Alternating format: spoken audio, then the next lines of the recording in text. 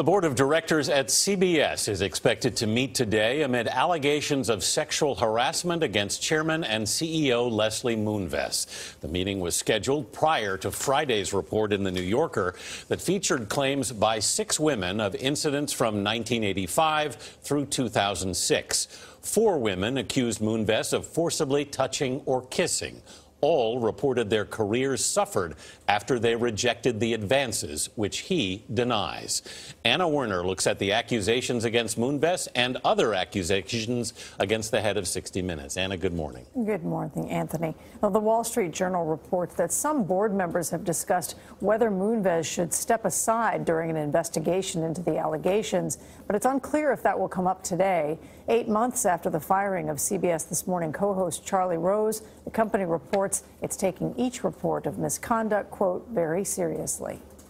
These are 6 women, and in several cases, they're talking about what they describe as serious sexual assault. Ronan Farrow says he spent 8 months vetting the stories that appeared in The New Yorker Friday. They date back to 1985, before Leslie Moonves worked at CBS. That's when one woman said Moonves threw himself on top of her and began kissing her during a meeting.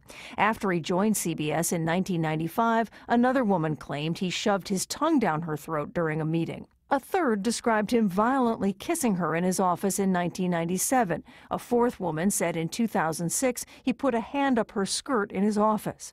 One writer, Dinah Kurgo, described to NPR how she believes she lost a television deal when she rejected Moonves' request for a private dinner in the early 80s. The conversation ended, and he went from being very friendly to being really cold, and I never heard from him again. The CBS chairman and CEO denies or says he doesn't remember many of the details in the report. But he did say in a statement, there were times decades ago when I may have made some women uncomfortable by making advances. Those were mistakes, and I regret them immensely. But Moonves says he has always understood no means no, and says he has never misused his position to harm or hinder anyone's career.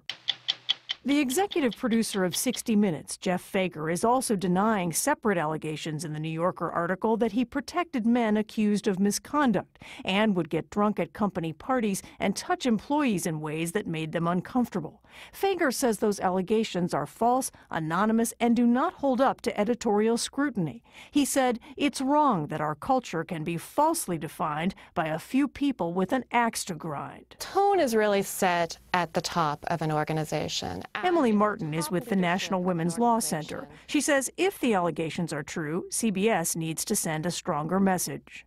I don't think you can send that message without some real consequences for those people who are found to have in fact engaged in this behavior in the past.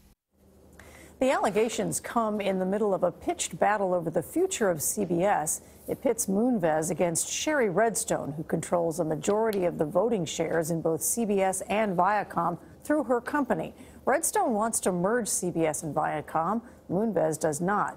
Redstone denies being behind any accusations. Her representative said in a statement that she hopes that the investigation of these allegations is thorough, open, and transparent. CBS previously hired an outside attorney to investigate claims of misconduct in the news division.